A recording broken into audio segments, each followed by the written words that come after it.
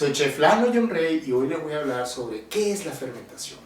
Y resulta que la fermentación es quizás el proceso que nos diferencia a nosotros como panaderos de lo que serían las profesiones que tienen que ver con la pastelería o la cocina. O sea, en el área culinaria, el panadero, en mi opinión particular, es un ingeniero de la fermentación.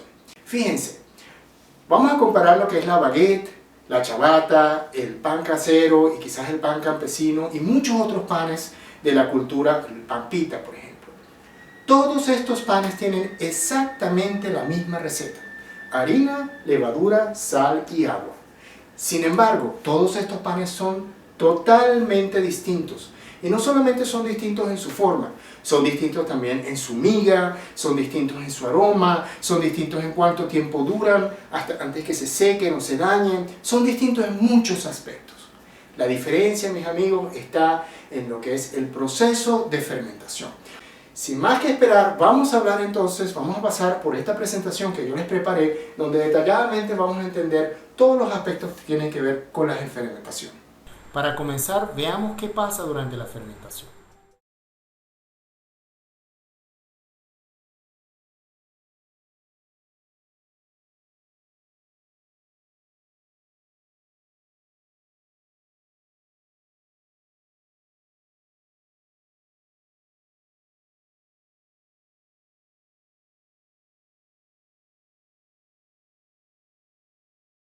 Como vemos, la masa se expande a través del crecimiento de la producción del gas carbónico, se forman burbujas más grandes y eso hace que el pan crezca más. Entonces, ¿qué es la fermentación?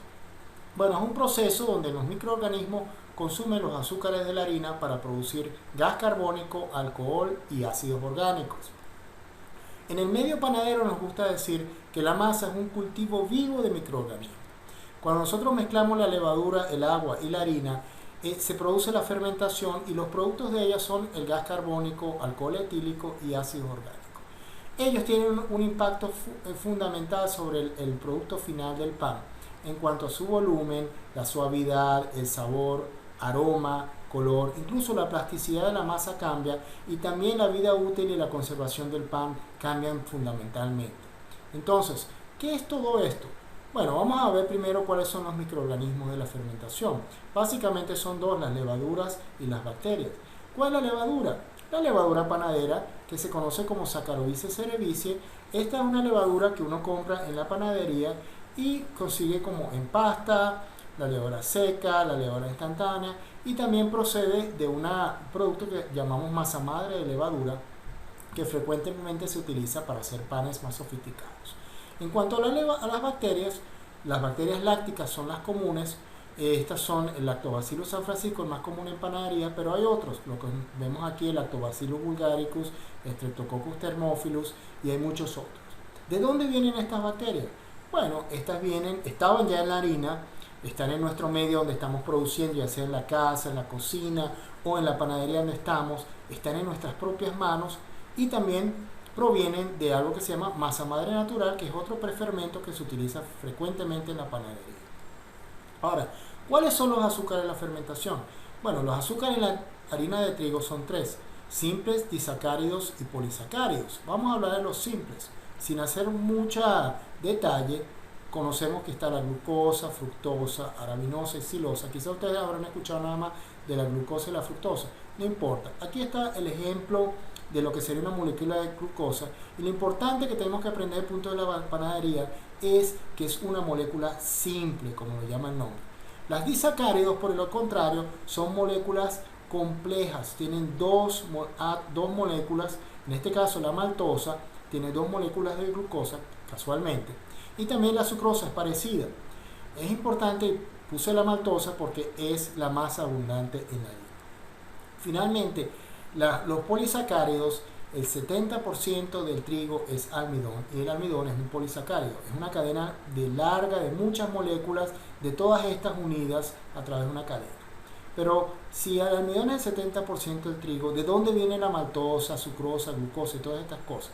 Bueno, resulta que durante el proceso de molienda, cuando se muele el trigo, parte del almidón se convierte en azúcares y sacáridos simples. Simplemente por el hecho de la molienda, de romper esta molécula en partes más finas, se generan estas otras que están aquí. Y si estas no fueran en suficiente cantidad, el molino, la compañía que produce la harina, va a hacer que estas harinas estén, digamos, apropiadas para fermentación al combinar o cambiar la cantidad de maltosa y glucosa que se encuentra ya en la harina. Finalmente, ¿qué ocurre durante la fermentación? Bueno, las levaduras y bacterias metabolizan los azúcares que están disponibles y para ellos y a fin de obtener energía para vivir y multiplicarse. Y esto es básicamente lo que hacen. En vez de llamar la palabra metabolizan, hablamos de que consumen esos azúcares y de ellos viven y se multiplican. El proceso más simple de fermentación es cuando la levadura consume preferiblemente glucosa porque es lo que más le gusta y produce gas carbónico y alcohol etílico. Ahora, ¿qué pasa cuando no hay suficiente glucosa en la harina? Bueno, él ya tiene que ir con la maltosa. Sin embargo, no le gusta ir mucho porque hay un proceso adicional, que es que la enzima maltasa tiene que separar estas dos moléculas esta molécula en dos moléculas de glucosa a fin de que la levadura pueda consumirla y producir el tan apreciado gas carbónico y alcohol etílico. Veamos ahorita en el caso de las bacterias. Las bacterias lácticas consumen principalmente azúcares simples y producen ácido láctico asimismo como gas carbónico y alcohol etílico. Sin embargo, esto es un problema porque a las bacterias lácticas les gusta consumir lo mismo que a este señor levadura que está acá. Entonces muchas veces hay una pelea ahí, quién se consume qué, y el más fuerte organismo que termina viviendo o siendo preponderante en el cultivo. Ahora, hay una bacteria en particular que es la Lactobacillus San Francisco, que en vez de comer azúcares simples, a él le gusta la maltosa. Y no solamente que le gusta la maltosa, sino cuando él se come la maltosa, él excreta una glucosa, además de excretar ácido acético. Entonces, en ese proceso, él favorece a la levadura para que ellos dos convivan. ¿Por qué? Porque la glucosa es lo que le gusta a la levadura y la maltosa, que es lo que más hay en la harina, es lo que le gusta al Lactobacillus San Francisco. Y por esa razón es que estos dos señores son los que más comúnmente se consiguen en las masas de pan en todo el mundo, no solamente en San Francisco, sino en Latinoamérica, en Asia, en África, en Europa, en Oceanía, en todo el mundo. Esta es la combinación donde, aunque nosotros no lo sepamos, pero podemos estar seguros de que eso es lo que hay principalmente en la masa. Finalmente, entonces, para recapitular, los productos de la fermentación son el gas carbónico, alcohol etílico, ácido láctico y ácido acético. Veamos entonces cuáles son los efectos de estos productos de la fermentación. Primero comencemos por el gas carbónico, que también se le conoce como CO2. A mayor fermentación controlada, normalmente el pan es de mayor tamaño y la miga es más suave. En el caso del alcohol, a mayor fermentación controlada, obtenemos mayor fragancia durante el horneado, que es lo que tanto atrae a los clientes, a las panaderías, y también es lo que hace que cuando invitemos a alguien, hagamos un pan de jamón o un pan campesino, esto sea tan especial. El gusto, por supuesto, es más complejo. El color, aunque no tiene que ver directamente con alcohol, sí es un proceso de la fermentación y el color es más dorado. Y por último, la masa se hace más maleable, más fácil de formar. Cuanto a los ácidos orgánicos, proveen un aroma más excitante y complejo y un gusto más sofisticado. Y estos aspectos son muy importantes. Por eso es que tanta gente se fascina con la panificación o con la industria vinícola, con la cerveza, porque uno puede modificar los tiempos y las temperaturas y lograr efectos diferentes en el sabor del pan utilizando exactamente los mismos ingredientes. También, si tenemos harinas pocas en proteínas o con bajo gluten, la presencia de ácidos orgánicos favorece la panificación de esas harinas.